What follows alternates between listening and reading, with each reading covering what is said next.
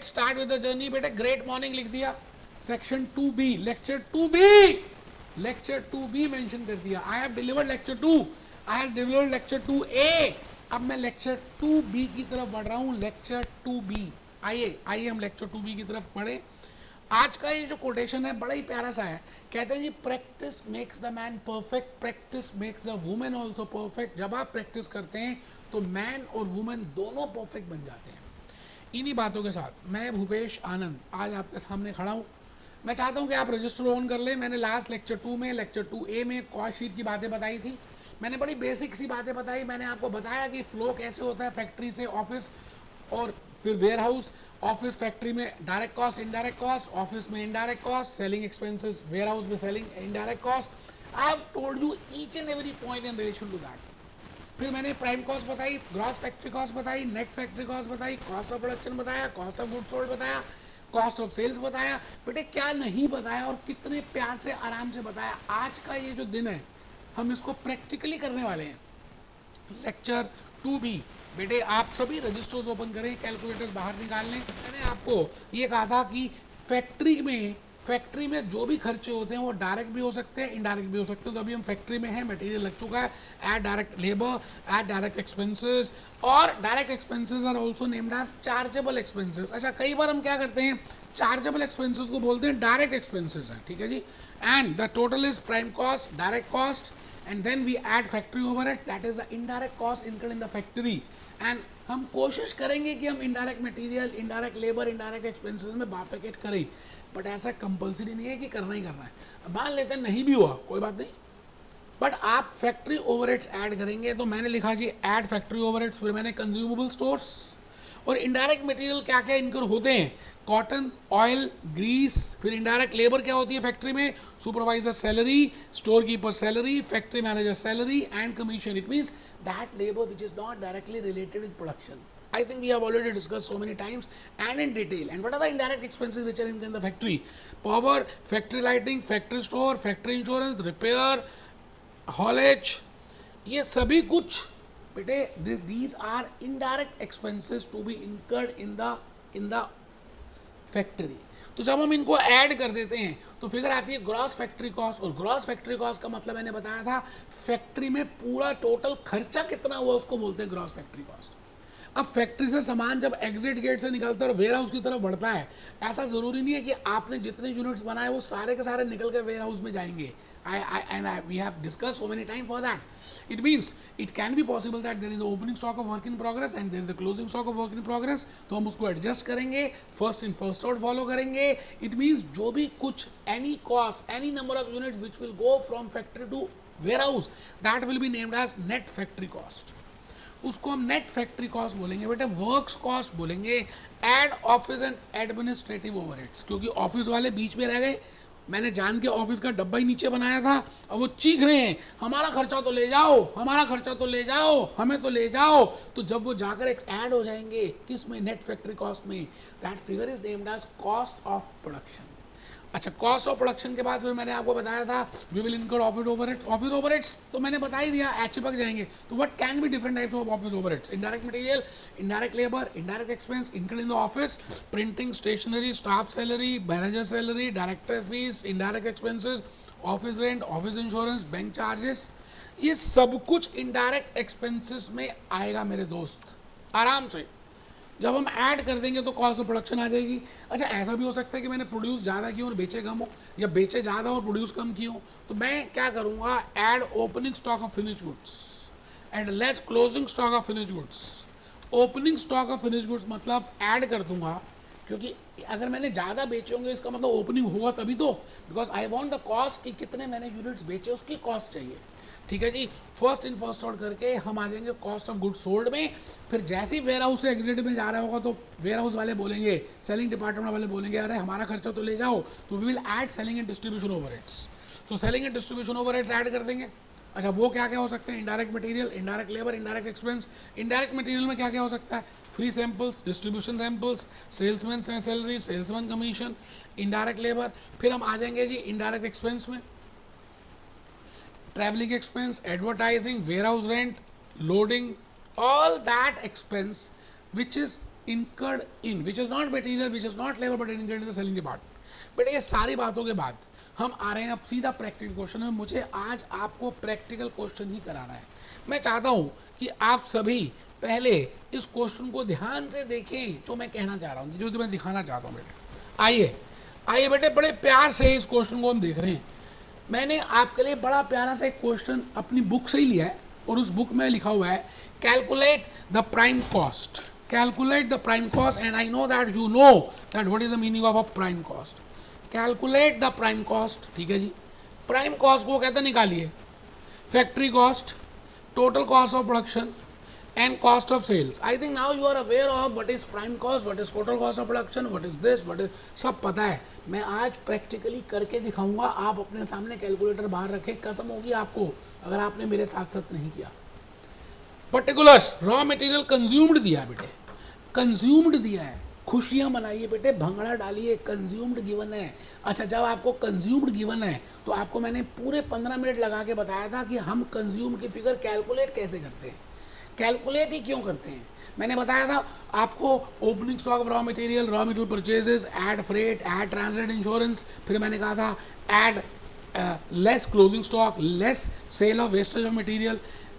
इन सबको करने के बाद हम रॉ मटेरियल कंज्यूम निकालते हैं। बेटा थैंक यू बोल दो एग्जामिनर को, उसने वो सारी कैलकुलेशंस कर दी। इसका मतलब इसमें ओपनिंग ऐड हो गया था, क्लोजिंग लेस हो गया, जो भी कुछ होना था प्लस माइनस हो गया, क्योंकि we have a formula for consumed, opening plus purchases minus से क्लोजिंग स्टॉक। बट ये फॉर्मूला इस क्वेश्चन में लगाने की जरूरत ही नहीं है क्योंकि आपको कंज्यूम की फिगर गिवन है। ठीक है सर, बहुत बढ़िया। चार्जेबल एक्सपेंसेस, बेटे मैंने कहा ना चार्जेबल एक्सपेंसेस वो होते हैं जो हम डायरेक्टली एक यूनिट में चार्ज कर सकते हैं, इसको हम डायरेक्ट एक्सपेंसेस भी बोलते हैं। वेजेस ऑफ फोरमैन, बेटे फोरमैन कौन होता है? सुपरवाइजर, फैक्ट्री में होता है। अच्छा, ये फैक्ट्री में ये जो वेजेस हम दे रहे हैं ये फैक्ट्री का ओवरहेड है, because supervisor is not directly related with production, it is not a direct labor, rather it is a indirect labor। ठीक है जी। इलेक्ट्रिक पावर, आप बताइए इलेक्ट्रिक पावर कहाँ लगती है? बेटे पावर का नाम आते ही आप समझ लीजिए बड़ी बड़ी मशीनों को चलाने के लिए जो पावर लगती है उसको हम बोलते हैं इलेक्ट्रिक पावर। फिर हम आ गए जी रेंट।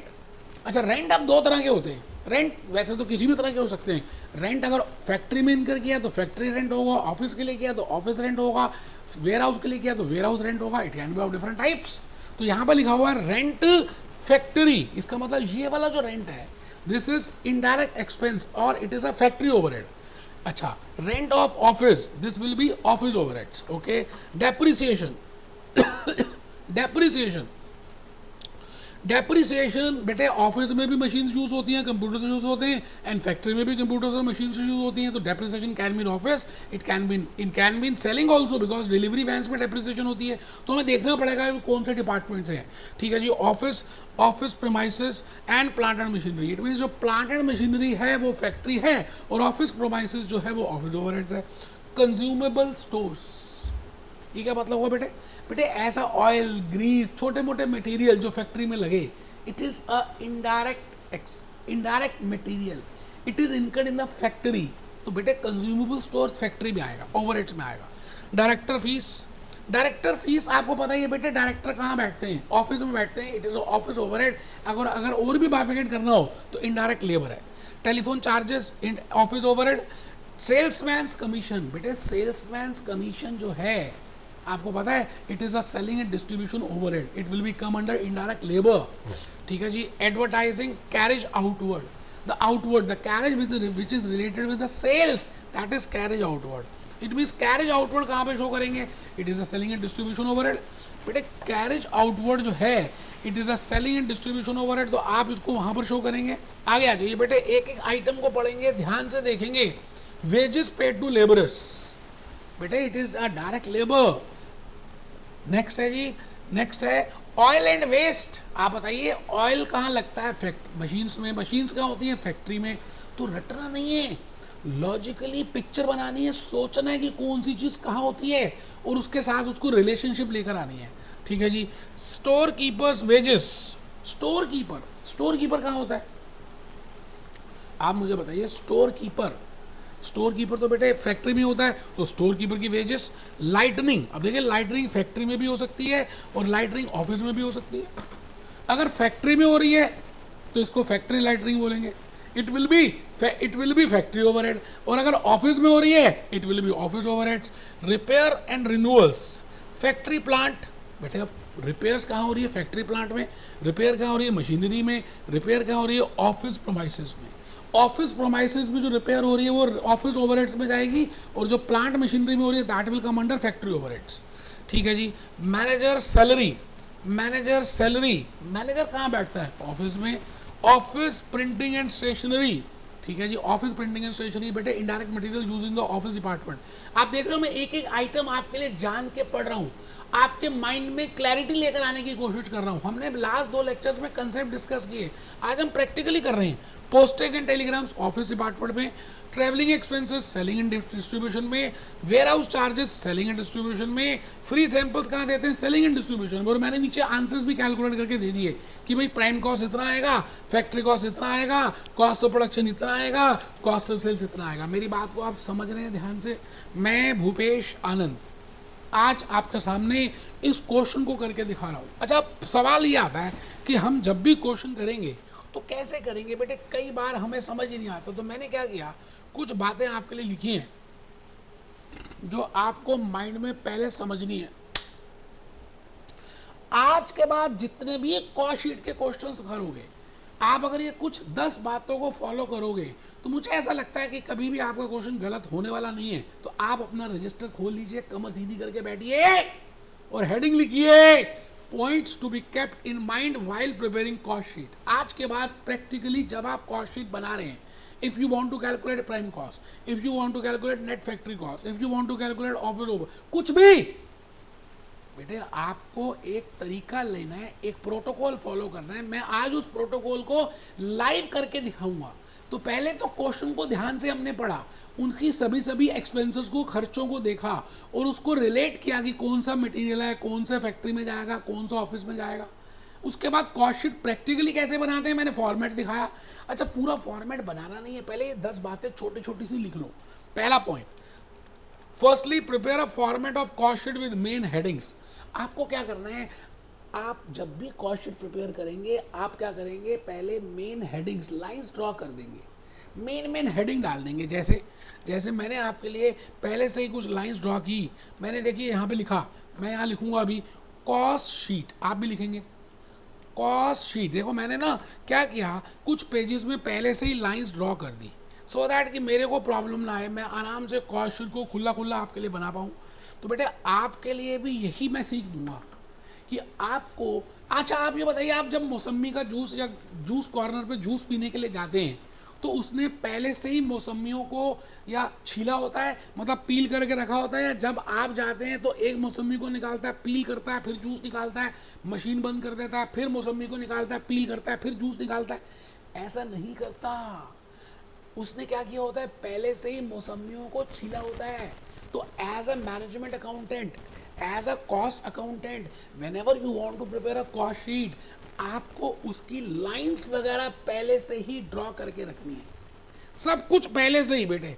अच्छा, जब ड्रॉ होगा ना और मेन हेडिंग्स लिखेंगे तो क्वेश्चन जल्दी होगा और गलत नहीं होगा। तो मैं चाहता हूं कि आप सभी फर्स्ट पॉइंट जो अभी आपने लिखा, अच्छा इसलिए ना 2-3 पेजेस छोड़ दो, क्योंकि ये points to be kept in mind हम लिखेंगे, 2-3 पेजेस में आएंगे, 10 पॉइंट है। अच्छा, 2-3 पेजेस के बाद जो है ना आप कॉस्ट शीट की लाइंस ड्रॉ करना स्टार्ट करेंगे, ताकि एक जगह एक ही चीज़ आ जाए। आप समझ रहे हैं? एक बच्चे को नींद आ रही है, वो समझ ही नहीं रहा, कोई बात नहीं बेटा, उसको दोबारा से फीस देने दो। Points to be kept in mind before preparing cost sheet. Cost sheet को बनाने से पहले आपको कुछ बातों को ध्यान में रखना है। Firstly prepare a format of cost sheet with main headings. आपको मेन हेडिंग्स के साथ कॉस्ट शीट का फॉर्मेट प्रिपेयर करना है। तो मैं भूपेश आनंद चाहता हूं कि 2 पेज आप इसके छोड़ दें और आप मेरे साथ साथ लाइंस ड्रॉ करें, लाइंस ड्रॉ करें, हेडिंग लिखें, cost sheet, cost sheet for the year. बेटे कॉस्ट शीट भी फॉर द ईयर बनती है, क्योंकि हम पूरे साल के खर्चों को ऐड करते हैं, एक पर्टिकुलर डेट में नहीं बनती। Balance sheet is prepared as on a date, trading account, profit and loss account, cost sheet is prepared for the period, for the year. We do not prepare it as on a particular date. You are getting my point? Because हमने पूरे वर्ष पूरे साल क्या क्या खर्चे किए उनका ब्यौरा दे रहे हैं, ठीक है जी। कॉस्ट शीट, अब इसमें क्या क्या आएगा मैं आपसे कह चुका हूँ कि हम सबसे पहले डायरेक्ट मटेरियल लिखते हैं, मेन में हेडिंग्स लिख देंगे बेटे आप सब मेरे साथ साथ, फिर जल्दी जल्दी हो जाएगा। डायरेक्ट मटेरियल, ठीक है सर। फिर उसके बाद थोड़ी सी जगह छोड़ देंगे और यहाँ लिख देंगे डायरेक्ट लेबर। लाइव कर रहे हैं आपके सामने बेटे, आप मेरे साथ साथ कर रहे हैं। फिर थोड़ी सी जगह छोड़ देंगे, हम यहाँ लिखेंगे डायरेक्ट एक्सपेंसेस। अच्छा आपको पता है जब मैं ये ऐड कर दूंगा तीनों तो मेरे पास मोटा मोटी एक फिगर आ जाएगी जिसका नाम है प्राइम कॉस्ट। अच्छा देखिए अभी मैं क्या कर रहा हूँ, मेन हेडिंग्स को लिख रहा हूँ। I am writing down main headings कि direct material, direct labour, direct expenses की मेन मुख्य बातें। ऐसा हो भी सकता है कि एक दो बातें दूसरी भी आए, तो इसलिए मैं जगह छोड़ रहा हूँ, ठीक है जी। प्राइम कॉस्ट के बाद हम आ गए यहाँ पर लिखा हमने फैक्ट्री ओवरहेड्स। आराम से बेटे इसको हम वर्क्स ओवरहेड्स भी कह सकते हैं और मैन्युफैक्चरिंग ओवरहेड्स भी कह सकते हैं और फैक्ट्री ओवरहेड्स भी कह सकते हैं। बेटे फैक्ट्री ओवरहेड्स का मतलब है indirect material, indirect labour, indirect expense incurred in the factory. अच्छा अब ये कंपलसरी नहीं है कि आप उसको भी बाइफिकेट करो कि फैक्ट्री में इनडायरेक्ट मटेरियल कितना है, इनडायरेक्ट लेबर कितना है, इनडायरेक्ट एक्सपेंस कितना है। मैं जान के करूंगा कि आपको थोड़ा सा और क्लैरिटी मिले, प्रैक्टिकल लाइफ में करने की ज़रूरत नहीं है, ठीक है जी। तो आप बताइए जब मैं ये फिगर सारी ऐड कर दूंगा तो फिर मेरे पास क्या आएगा। मैंने कहाँ तक पहुँच गया था, मैंने direct material, direct labour, prime cost, factory overheads. तो ये फिगर जो आ गई बेटे इसको बोलते हैं ग्रॉस फैक्ट्री कॉस्ट। मैं रुक गया हूं, मैं खड़ा हूं, खड़ा ही रहूंगा, इसको बोलते हैं ग्रॉस फैक्ट्री कॉस्ट। मैं आ गया जी ग्रॉस फैक्ट्री कॉस्ट। अच्छा आई थिंक मैंने आपको बताया वो what is the meaning of a gross factory cost. It means factory department में इस साल इन दिस पर्टिकुलर पीरियड कितना खर्चा हुआ उसको बोलते हैं ग्रॉस फैक्ट्री कॉस्ट, ठीक है जी। बहुत बढ़िया।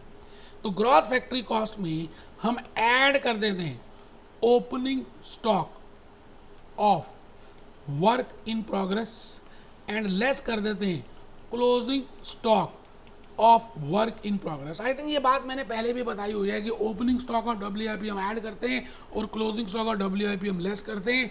यहाँ पर जो फिगर आती है, यहाँ पर जो फिगर आती है उसको हम बोलते हैं net factory cost. It means net factory cost means ऐसे यूनिट्स जो फैक्ट्री से निकले और वेयर हाउस में गए, क्योंकि ऐसा भी हो सकता है कि हमने खर्चा तो किया बट वो यूनिट्स गए नहीं, ठीक है जी। बहुत बढ़िया। अच्छा रास्ते में जैसी नेट फैक्ट्री कॉस्ट होगी, रास्ते में ऑफिस ओवरहेड्स शोर मचाना शुरू कर देंगे, तो मैं यहाँ पर ऐड करूंगा ऑफिस ओवरहेड्स। आप देख रहे हैं मैं इस समय मेन हेडिंग्स लिख रहा हूँ, मैं ज़्यादा डिटेल में नहीं लिख रहा, मेन हेडिंग्स लिखता जा रहा हूँ। Office overheads, indirect material, indirect labour, indirect expense, indirect material, indirect labour, indirect expense को जब मैं जमा कर दूंगा, नींद आ रही है बच्चे को, टोटल कॉस्ट ऑफ प्रोडक्शन। बेटे मेहनत करेंगे तभी आगे आपके डेज ब्राइट होने वाले हैं। ऐसा मत सोचिए कि आपके पेपर्स मल्टीपल चॉइस हैं, क्या हो गया यार, कंसेप्ट जब तक क्लियर होंगे मल्टीपल चॉइस भी कर नहीं पाओगे यार आपको। और and in multiple choice you have to be very much more clear, क्योंकि वहाँ ऑप्शंस जो है सारी मिलती जुलती हैं। जब तक आपके कंसेप्ट क्लियर नहीं होंगे, जब तक आपकी पूरी प्रैक्टिस नहीं होगी, आप कैसे करोगे यार। आइए मैं भूपेश आनंद यहाँ पर आ चुका हूँ। सर आप कहाँ आ गए? बेटे मैं आ गया टोटल कॉस्ट ऑफ प्रोडक्शन में। I am on this total cost of production. इसमें मैं ऐड कर रहा हूँ क्या, टोटल कॉस्ट ऑफ प्रोडक्शन में मैं ऐड कर रहा हूँ क्या, opening stock of finish goods. I think मैंने लास्ट लेक्चर में बताया था कि हम बेचते ज़्यादा हैं बनाते कम है, बनाते ज़्यादा हैं बेचते कम है। It can be possible if there is a opening stock and the closing stock of finish goods. तो मैंने यहाँ पे लिखा opening stock of finish goods add कर दिया, closing stock of finish goods less कर दिया। इस फिगर को मैंने कहा this is total cost of goods sold. बेटे मेन हेडिंग्स लिख रहे हैं, तो पहले फॉर्मेट आप बनाएंगे, लाइव करेंगे तो हमारा जल्दी से जूस निकल जाएगा यार।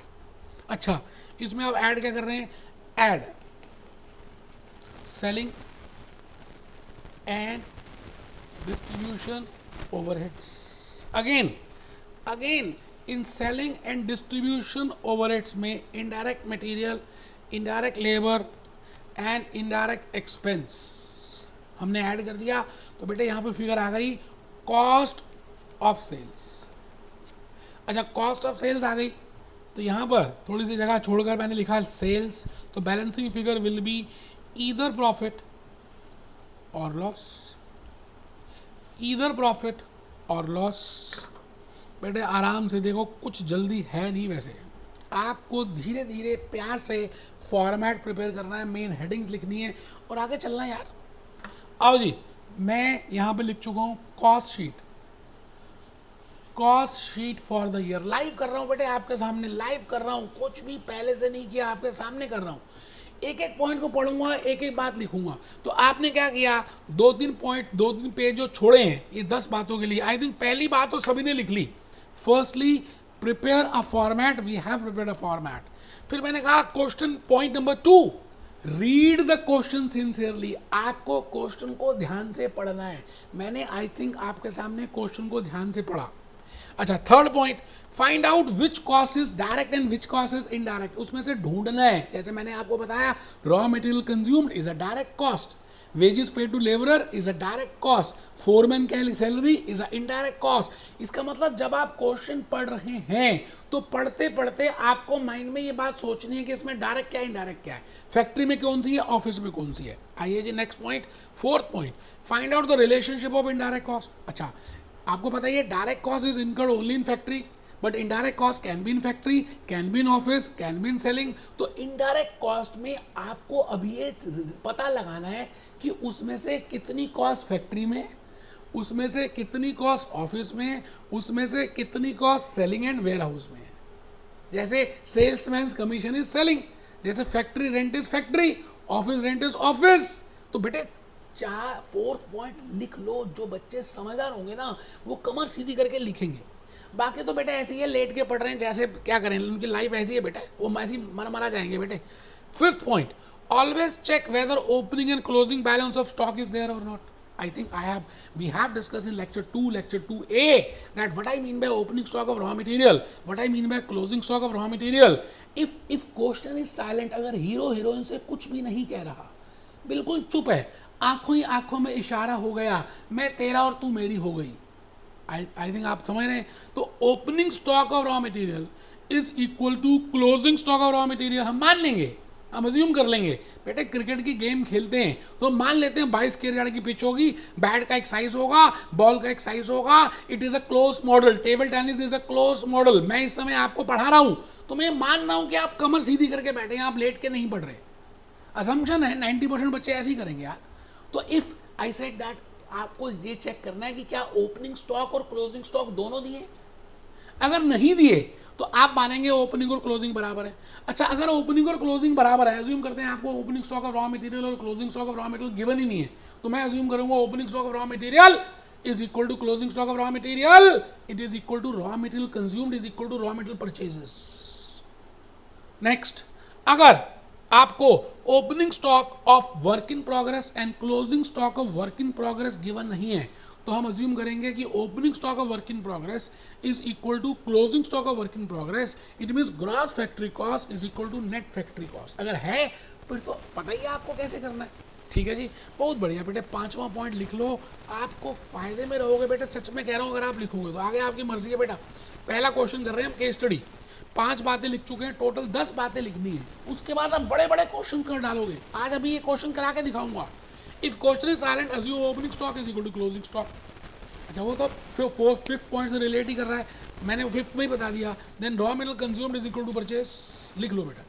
इफ क्वेश्चन इज साइलेंट, अगर क्वेश्चन साइलेंट है, कुछ भी नहीं कह रहा, कुछ भी ना कहो, कुछ भी ना कहो, मैंने प्यार किया है, आंखों ही आंखों में इशारा हुआ है, कुछ नहीं कह रहे बेटे, फिर भी कुछ है। मैंने कहा क्या है, if opening is not equal to closing and if opening is not given and closing is not given, I will assume opening is equal to closing and consumed is equal to purchased. यही बात लिखी है, बोली थी, आप लिख लो बेटे। Raw material consumed is equal to raw material purchased, hence gross factory cost is equal to net factory cost. अच्छा, इफ अच्छा ये बेटे मैंने थोड़ा सा कुछ और लिख दिया यहाँ पे लिखना था if opening stock of raw material work in progress is equal to closing stock of work in progress, then gross factory cost is equal to net factory cost. ठीक है जी. And if opening stock of finished goods is equal to closing stock of finished goods, then cost of production will be equal to cost of goods sold. सब पता है आपको, सब पता है. मैं बस जान के एक ही जगह इन 2-3 पेजेस में 10 बातें लिखवा रहा हूं कि आपको कॉस्ट शीट समझ आ जाए. Always keep in mind the flow of goods. बेटे गुड्स की फ्लो को देखना है. मैंने आपको डायग्राम बनाया था फैक्ट्री का और ऑफिस का थोड़ा सा नीचे, फिर बनाया था वेयर हाउस. मैंने कहा था फैक्ट्री में ये खर्चे होते हैं, फैक्ट्री से सामान निकलता है, वेयर हाउस में जाता है, रास्ते में ऑफिस वाले चीख रहे होते हैं, फिर सेलिंग वाले चीख रहे होते हैं. बेटे ये सारी बातें मैंने आपको बताई थी. Always keep in mind the flow of goods in a manufacturing entity. Factory से सामान निकल रहा है वेयर हाउस की तरफ और ऑफिस वाले ऐड कर रहे हैं, तो बेटे इनको हम बोलते हैं. इस फ्लो को ध्यान रखोगे ना तो कॉस्ट शीट बनाना आसान हो जाएगा. Next is it is important to find out. अच्छा अब मैं अभी जैसे मैंने आपके सामने फॉर्मेट बनाया कॉस्ट शीट का, है ना, तो आपने क्या करना है, फैक्ट्री ओवरहेड का टोटल अभी हम क्या करेंगे, इनर कॉलम में लिखेंगे कि आपको फैक्ट्री ओवरहेड का मान लो टोटल पूछे तो वी हैव प्रिपेयर्ड 2 कॉलम्स. एक आउटर कॉलम है, एक इनर कॉलम है. तो आपको ऑफिस ओवरहेड्स, फैक्ट्री ओवरहेड्स का टोटल अलग से लिखना है, मेंशन करना है. तो लिखिए, नेक्स्ट पॉइंट लिखिए, पॉइंट नंबर 6 या 8.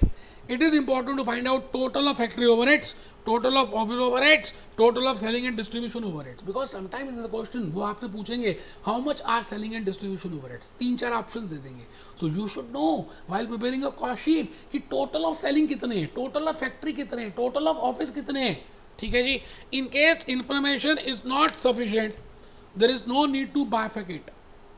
मैंने कहा अगर आपको information sufficient नहीं है, आप खाली फैक्ट्री ओवरहेड लिख दो ना, उसमें से indirect material, indirect labour, indirect expense करने की जरूरत ही नहीं है यार. यही बात लिखी है, लिखो. In case information is not sufficient, there is no need to bifurcate, there is no need to bifurcate into indirect material, indirect labour, indirect expense. ठीक है जी. In cost sheet we calculate following types of cost. अब एक बात का ध्यान रखना है कि कॉस्ट शीट में हम ये वाली कॉस्ट को कैलकुलेट करते हैं. आपको पता है, I know that you know, but फिर भी आप 10th पॉइंट लिखेंगे और फिर मेरे साथ उस क्वेश्चन को सॉल्व करेंगे तो आपकी अंडरस्टैंडिंग बढ़ जाएगी. क्या क्या? प्राइम कॉस्ट, डायरेक्ट कॉस्ट भी बोलते हैं, gross factory cost, net factory cost, total cost of production, total cost of goods sold, total cost of sales. बेटे मैं आपके सामने 6 टाइप्स लेकर आया हूं. 1 is prime cost, direct cost, second is gross factory cost, third is net factory cost, fourth is total cost of production, fifth is cost of goods sold, sixth is cost of sales. आप समझ रहे हैं बेटा, ये 6 बातों को हम follow करेंगे. आइए अब मुझे रोकना मत बेटे, अब मैं थोड़ा जल्दी जल्दी चलूंगा. हम कॉस्ट शीट बना रहे हैं. अच्छा ये पूरा क्वेश्चन आपको स्क्रीन में दिखेगा भी, फिर भी मैं जान के बार बार ओपन भी करूंगा, आपको समझाऊंगा कि आप देखिए क्वेश्चन है क्या, है ना. तो आइए हम पहले क्वेश्चन को निकाल लें. ये लो बेटा, ये पहली फिगर है बेटे, रॉ मटेरियल कंज्यूम्ड. तो आपने क्या करना है, सीधा रॉ मटेरियल कंज्यूम्ड 80,000 की फिगर लिख देनी है. कहाँ लिखनी है? आइए बेटे मैं बता रहा हूँ, बिल्कुल बताऊंगा बेटे. यहाँ लिखेंगे. अब यहाँ पर लिखने की जरूरत नहीं, ओपनिंग स्टॉक वगैरह सब कुछ है ही. तो रॉ मटेरियल कंज्यूम्ड 80,000. यहाँ लिखा मैंने अमाउंट रुपीस 80,000. बेटे एक एक आइटम को पढ़ेंगे, जहाँ जहाँ पे वो आती है उसकी रिलेशनशिप देखेंगे और काम हो जाएगा. इसीलिए तो मैं कह रहा हूँ कि पहले आपको फॉर्मेट मेरे साथ साथ प्रिपेयर करना था. बनाइए जी, बनाइए. मैं फिर आ गया बेटे नेक्स्ट आइटम में. नेक्स्ट आइटम है वेजेस पेड टू लेबरर्स. ये बेटा wages paid to labourers. Labourers तो डायरेक्टली प्रोडक्शन से रिलेट करते हैं, इसलिए वेजेस पेड टू लेबरर्स को मैं डायरेक्टली कहाँ पे लेके जाऊंगा, डायरेक्ट लेबर में, और मैं लिखूंगा 20,000 रुपये। मैंने कहा मुश्किल है ही नहीं, हम कॉस्ट शीट बना रहे हैं। मुश्किल क्या है बेटे, आपके सामने कॉस्ट शीट है, मेन आपको बातें बता दी हैं, क्या मुश्किल है, कुछ भी नहीं। नेक्स्ट आइटम है चार्जेबल एक्सपेंसेस 4,000। अच्छा, चार्जेबल एक्सपेंसेस डायरेक्ट एक्सपेंसेस होते हैं, ठीक है जी। फिर नेक्स्ट आइटम है ऑयल एंड वेस्ट 200। अच्छा, चार्जेबल एक्सपेंसेस को पहले लिख देते हैं। चार्जेबल एक्सपेंसेस हैं 2000, चार्जेबल एक्सपेंसेस हैं 2000। तो बेटा मैंने यहाँ पे लिख दिया जी चार्जेबल एक्सपेंसेस 2000। आपके सामने प्राइम कॉस्ट की फिगर तो आ भी गई बेटे, 1,02,000।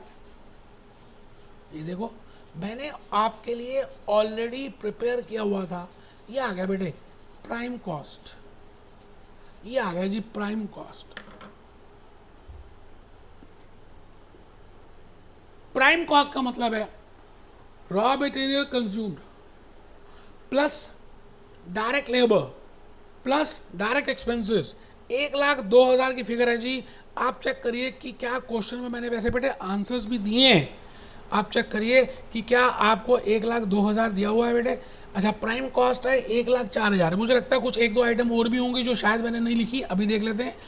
अच्छा बेटा, चार्जेबल एक्सपेंसेस 4,000 है, मैंने गलती से मेरे ख्याल से 2,000 लिए हैं। चार्जेबल एक्सपेंसेस 4,000 है बेटा, ठीक है जी, बहुत बढ़िया। ये देखो 4,000 है, तो यहाँ पर हम रब कर देते हैं, यहाँ 4,000 लिखते हैं और यहाँ पर हम नीचे 1,04,000 लिखते हैं।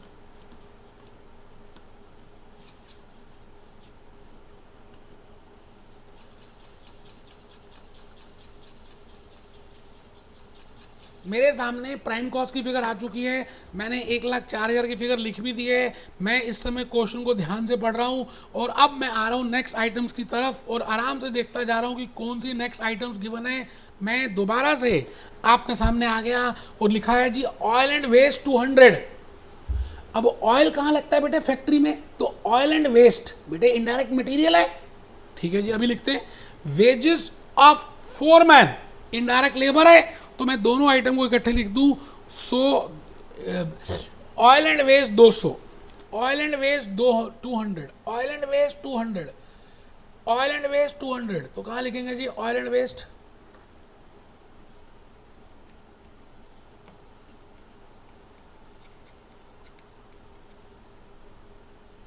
इनर कॉलम में लिखेंगे क्योंकि ये इनडायरेक्ट मटेरियल है। अच्छा, इनडायरेक्ट लेबर में अभी अभी हमने देखा, क्या देखा था बेटे, क्या देखा था, wages of foreman 2000, wages of foreman 2000। देखिए जी वेजेस ऑफ फोरमैन 2000 है, इनडायरेक्ट लेबर में आएगा। अच्छा, ये ज़रूरी नहीं है कि आपको इनडायरेक्ट मटेरियल एक्सपेंस लेबर भी फैक्ट्री में देखना है, फिर भी अगर नहीं है तो कोई टेंशन की बात नहीं है। वेजेस ऑफ फोरमैन, सुपरवाइजर ही होता है बेटे फोरमैन, ठीक है जी। इसके बाद थी नेक्स्ट है बेटे, मैंने क्या क्या कर दिया, कंज्यूम्ड कर दिया, चार्जेबल एक्सपेंसेस कर दिए, वेजेस ओवरहेड्स कर दिया, ये देखो ये आइटम कर दी, ऑयल एंड वेस्ट कर दिया। अच्छा, store keepers wages, store keeper wages, again it is indirect labour, store keeper wages indirect labour, ठीक है जी। उसके बाद है इलेक्ट्रिक पावर, इनडायरेक्ट एक्सपेंस, ठीक है। तो आप इसको आ जाइए वेजेस और इलेक्ट्रिक पावर। बेटे मैं क्या कर रहा हूँ ना, क्वेश्चन लेकर आ रहा हूँ, मैं गलती से मैंने क्वेश्चन मैं प्रिंटेड फॉर्म एक प्रिंट आउट निकलवा के लेके आ रहा हूँ आपके सामने, है ना। मेरे को बार बार शीट बदलनी पड़ रही है ना। आपके लिए तो क्वेश्चन मैं सामने डाल ही दूंगा, ये क्वेश्चन लिख ही दिया है। एक बार आप ऐसा करो, इस क्वेश्चन को 1 मिनट लगा कर लिख ही लो।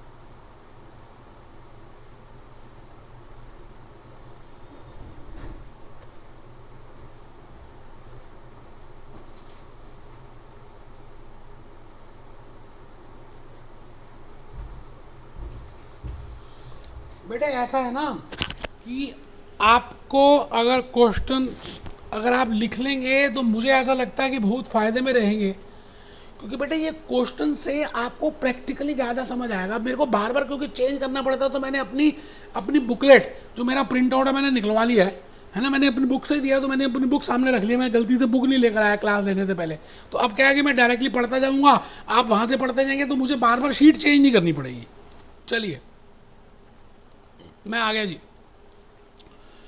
मैं भूपेश आनंद आपके सामने लिख रहा हूँ, लिख चुका हूँ। वेजेस ऑफ फोरमैन तक तो लिख चुके थे बेटे। नेक्स्ट आइटम है स्टोर कीपर वेजेस 1000। तो स्टोर कीपर वेजेस भी कहाँ आएंगी बेटे? यहीं पे आएंगी, इनडायरेक्ट लेबर ही है। Store keeper wages, store keeper wages 1000।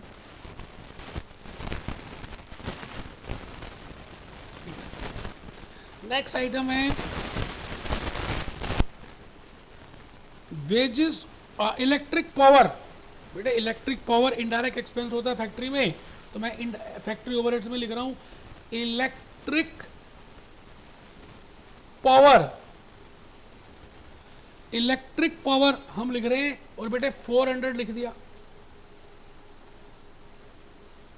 फिर है नेक्स्ट आइटम है, पहले ऐसा करते हैं एक ही तरफ ही कर देते हैं, फिर से ना थोड़ा टाइम वेस्ट होता है। तो रेंट फैक्ट्री का, आप बताइए जी फैक्ट्री का रेंट कहाँ पर आएगा? फैक्ट्री का रेंट तो बेटा यहीं पे आएगा फैक्ट्री ओवरहेड्स में। तो यहाँ लिख दीजिए फैक्ट्री रेंट। ऑफिस का रेंट ऑफिस ओवरहेड्स में आएगा। तो फैक्ट्री का रेंट है जी 4000।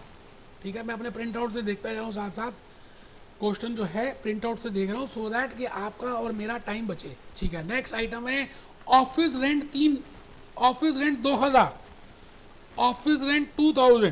तो आप बताइए ऑफिस रेंट आपने पहले ही थी फॉर्मेट बनाया हुआ है, खांचा पहले से तैयार है, मसम्मियों को पहले ही छीला हुआ है। तो ऑफिस रेंट हम इनडायरेक्ट एक्सपेंस में लिख रहे हैं office rent, office rent 2000 inner column में लिखेंगे बेटा, जिससे कि हम टोटल ऑफ ऑफिस ओवरहेड्स में निकाल लें बाद में। ठीक है जी।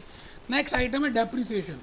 अच्छा, डेप्रिसिएशन ऑफिस में भी है और फैक्ट्री में भी है। फैक्ट्री की फैक्ट्री में आएगी, ऑफिस की ऑफिस में आएगी। तो मैं इनडायरेक्ट एक्सपेंस में लिख रहा हूँ, क्योंकि मेरे पास जगह नहीं है, तो मैं यहाँ लिख रहा हूँ डेप्रिसिएशन ऑन फैक्ट्री।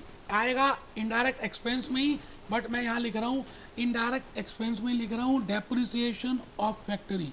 तो बेटे फैक्ट्री की है 400, फैक्ट्री की है 400, फैक्ट्री की है 400, और ऑफिस की है 1000, ऑफिस की है 1000। तो मैं यहाँ पे लिख रहा हूँ 1000, और यहाँ लिख दिया मैंने डेप्रिसिएशन ऑन ऑफिस। आराम से, कुछ जल्दी है ही नहीं यार। आप देखो, मैंने एक केस स्टडी करानी थी, कितने आराम आराम से आपको समझा रहा हूँ, स्टेप्स बता रहा हूँ। कोई है ऐसा माइकल लाल जो इस तरह से बताएगा यार? क्या बात कर गए आप। नेक्स्ट आइटम है कंज्यूमेबल स्टोर्स। बेटे मैंने आपको बताया ऐसे इनडायरेक्ट मटेरियल जो फैक्ट्री में इनकर होते हैं उसको हम कंज्यूमेबल स्टोर्स बोलते हैं। तो मैं यहाँ पे लिखूंगा कंज्यूमेबल स्टोर्स। कहाँ लिख रहा हूँ बेटे? तो फैक्ट्री ओवरहेड्स में लिख रहा हूँ, और कहाँ लिखना है? कंज्यूमेबल स्टोर्स में आ गया जी 2000। डायरेक्टर फीस, बेटे डायरेक्टर कहाँ बैठता है? ऑफिस में। इनडायरेक्ट लेबर, आइए जी आइए, डायरेक्टर फीस का नाम लिखिए। Director fees, director fees, director fees, director fees 1000। अभी टोटल नहीं करेंगे, बाद में एक साथ देखेंगे, पहले सारे डाटा को फीड कर दीजिए। Next item is telephone charges. बेटे टेलीफोन चार्जेस भी इनडायरेक्ट मटेरियल, इनडायरेक्ट एक्सपेंस है इन द ऑफिस। तो टेलीफोन चार्जेस, टेलीफोन चार्जेस। तो टेलीफोन चार्जेस जो हैं वो हैं 100। टेलीफोन जो चार्जेस हैं वो 100 है। ठीक है सर, वो भी लिख दिया। मैं आ गया जी नेक्स्ट आइटम में, और नेक्स्ट आइटम है salesman's commission. Salesman's commission is 1000। आप बताओ जी सेल्समैन्स कहाँ होता है? सेलिंग एंड डिस्ट्रीब्यूशन डिपार्टमेंट में। इनडायरेक्ट लेबर है, तो मैं यहाँ लिख रहा हूँ salesman commission, salesman's commission 1000 inner column में लिख रहे हैं। एडवर्टाइजिंग कहाँ होती है? सेल्स में। इनडायरेक्ट एक्सपेंस है, तो मैं यहाँ पे आ गया जी और लिखा मैंने एडवर्टाइजिंग, सेल्स में ही लिखा advertising, advertising, advertising 400 inner column में लिख रहा हूँ। कैरेज आउटवर्ड, बेटे कैरेज आउटवर्ड का मतलब है जो सामान आपने बेचा, वेयर हाउस से बेचा, डिलीवरी से बेचा, आपके रास्ते में कितना खर्चा फ्रेट का आया, that is again a indirect expense in selling department. तो मैं लिख रहा हूँ जी 300, तो आप लिखेंगी carriage outward, carriage outward, carriage outward. बहुत बढ़िया, मैंने डेबिट साइड की सभी आइटम्स को लिख दिया है, आपके सामने है। मैं एक बार क्वेश्चन फिर दिखा रहा हूँ, आप देखिए साहब, मैंने रॉ मटेरियल कंज्यूम कर दिया, चार्जेबल एक्सपेंसेस कर दिए, ठीक है जी, वेजेस कर दिए, इलेक्ट्रिक पावर कर दी, फैक्ट्री रेंट कर दिया, ऑफिस रेंट कर दिया, डेप्रिसिएशन ऑफिस कर दिया, डेप्रिसिएशन फैक्ट्री कर दिया, कंज्यूमेबल स्टोर्स कर दिया, डायरेक्टर फीस कर दी, टेलीफोन चार्जेस कर दिए, सेल्समैन कमीशन कर दी, एडवर्टाइजिंग कर दी, कैरेज आउटवर्ड कर दी और प्राइम कॉस्ट तक कैलकुलेट भी कर दिया। उसके साथ साथ मैंने बेटे वेजेस एंड सैलरीज कर दिया, ऑयल एंड वेस्ट भी कर दिया और स्टोर कीपर लाइट तक मैं वेजेस तक लिख चुका हूँ। अब मुझे जो स्टार्ट करना है ना, फैक्ट्री लाइटनिंग तो फैक्ट्री में जाएगा, ऑफिस लाइटनिंग ऑफिस में जाएगा, रिपेयर फैक्ट्री की फैक्ट्री में जाएगी, रिपेयर ऑफिस की ऑफिस में जाएगी, manager salary, office printing, postage, travelling, warehouse, ये सब आइटम्स अब मैं आराम से फीड करूंगा और नीचे आंसर निकालूंगा। ठीक है जी, तो मैं भूपेश आनंद अपनी शीट में दोबारा से आ गया, आपको मैंने आइटम्स दिखा दी। अब मैं आ गया जी, फैक्ट्री की लाइटनिंग है 1000, तो मैं फैक्ट्री में चला गया। फैक्ट्री की लाइटनिंग है बेटा, अब जगह नहीं है ना, तो मैं यहाँ लिख रहा हूँ फैक्ट्री लाइटनिंग, आप नीचे लिख सकते हैं, मेरे पास जगह नहीं है। Factory lightning 1000। ऑफिस की लाइटनिंग 400, तो ऑफिस में लिख दीजिए, ऑफिस में लिख दीजिए। इसका मतलब हमें थोड़ा सा इनडायरेक्ट एक्सपेंस का कॉलम बड़ा बनाना चाहिए था, गलती कर दी। Office lightning, office lightning, office lightning 400। Repair and maintenance, बेटे फैक्ट्री का रिपेयर एंड मेंटेनेंस, फैक्ट्री का रिपेयर एंड मेंटेनेंस, फैक्ट्री का रिपेयर एंड मेंटेनेंस 1000। अब देखो जगह नहीं है तो मैं ऊपर लिख रहा हूँ 1000, बेटे ये 1000 है फैक्ट्री का रिपेयर एंड मेंटेनेंस। और मशीनरी का 2000, मशीनरी भी कहाँ होती है? ऑफिस में, तो ये मशीनरी का 2000। एक बच्चा कह रहा है समझ नहीं आ रहा, लो बेटा दूसरा रंग यूज करता हूँ, ये 1001 है और मशीनरी की 2000 है, आराम से दोनों के दोनों ये रिपेयर है, बहुत ही बढ़िया। ऑफिस प्रोमाइसिस में 400, तो मैं आ गया जी ऑफिस प्रोमाइसिस में। अब यहाँ भी जगह नहीं बची, तो मैं यहाँ पे लिख रहा हूँ 400 400 ऑफिस रेंट, ठीक है सर। मैनेजर सैलरी, मैनेजर कहाँ बैठता है बेटे? ऑफिस में, तो ऑफिस में। इनडायरेक्ट लेबर, इनडायरेक्ट लेबर मैंने लिखा manager salary, manager salary, manager salary 4000। Office printing and stationery, it is indirect material use in the office, you know, तो यहां पर लिख रहे हैं office printing and stationery, office printing and stationery, office printing and stationery, office printing and stationery, बेटे वो है 400। तो यहां लिख रहा हूं प्रिंटिंग एंड स्टेशनरी, ठीक है सर, बहुत ही बढ़िया। Postage and Telegram 200 is office expense, तो मैं यहाँ पे लिख रहा हूँ बेटे जगह नहीं है ना, मैं क्या करूँ 200 पोस्टेज। अब आपको समझ तो आई गया, तो इसलिए कोई घबरा नहीं रहा मैं। पोस्टेज के बाद आ गया ट्रेवलिंग एक्सपेंस 400, तो बेटे ट्रेवलिंग एक्सपेंस 400 तो इनडायरेक्ट लेबर इनडायरेक्ट एक्सपेंस है, तो ट्रेवलिंग एक्सपेंस मैंने सेलिंग एंड डिस्ट्रीब्यूशन में लिख दिया travelling expense, travelling expense 400। Warehouse charges, warehouse charges ये भी यहाँ पे आएगा बेटे, एक्सपेंस में आ जाएगा warehouse charges, warehouse charges 400। Next है free samples, free samples, free samples बेटे फ्री सैंपल्स इनडायरेक्ट मटेरियल में आएगा फ्री सैंपल्स, फ्री सैंपल्स 600। मैंने सारी आइटम्स को फीड कर दिया जी, मुश्किल नहीं था। मैं फिर रिपीट करता हूँ, एक एक आइटम का मीनिंग जब मुझे पता था तो मुश्किल थोड़ी था। ये आपके सामने मैंने सारा फीड किया है, ये देखिए फ्री सैंपल्स तक मैंने फीड कर दिया बेटे। अब मुझे बस ये निकालना है factory cost, cost of production and cost of sales. अभी निकाल लेते हैं, आइए हम बस टोटल करेंगे। कैलकुलेटर बाहर निकाल लीजिए आप सभी कैलकुलेटर बाहर निकाल लें। मैं भूपेश आनंद आपके सामने इस समय खड़ा हूँ और 1,04,000 रुपये की मैंने फिगर निकाली थी प्राइम कॉस्ट की, ठीक है जी। अब मुझे फैक्ट्री कॉस्ट चाहिए, तो 1,04,000 plus 2,000 plus 1,000 plus 1,000 plus 200 plus 2,000 plus 2,000 plus 1,000 plus 400 plus 400 plus 4,000। आराम से देखिए जी, 1,18,000 की फिगर आ रही है और यही आंसर था। आपके पास शीट है क्वेश्चंस की, मैंने आंसर्स लिखे भी हुए हैं, तो मैं लिख रहा हूँ 1,18,000 रुपये की फिगर मैंने यहाँ पर आउटर कॉलम में लिख भी दी, 1,18,000। Now, because opening stock of work in progress is not given to me and closing stock of work in progress is not given to me, I will assume that opening stock is equal to closing stock and hence my net factory cost will be 1,18,000। मुश्किल कुछ भी नहीं है।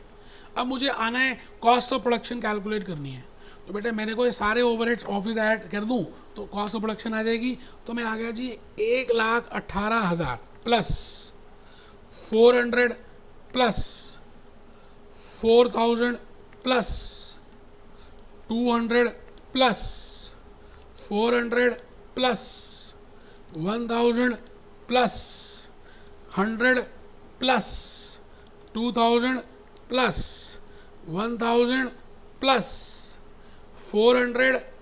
ये बेटे आपके सामने figure आ रही है, बिल्कुल सही आ रही है बेटे, 1,27,500। आप चेक करके देख लो, आपके सामने लाइव कर रहा हूँ बेटे, 1,27,500 और यही आंसर है। आप चेक करिए, मैंने आंसर क्वेश्चन में पहले लिख दिया। अच्छा, opening stock of finished goods है ही नहीं, है या नहीं हमें पता नहीं है, इसलिए हमने दोनों को बराबर मान लिया। अच्छा, दोनों बराबर होंगे तो यही फिगर आ जाएगी कॉस्ट ऑफ गुड्स सोल्ड 1,27,500। मैं तो पहुंच गया बेटे 1,27,500 तक। अब मुझे सेलिंग ओवरहेड्स ऐड करने हैं, plus 600 plus 1,000 plus 400 plus 300 plus 400 plus 400।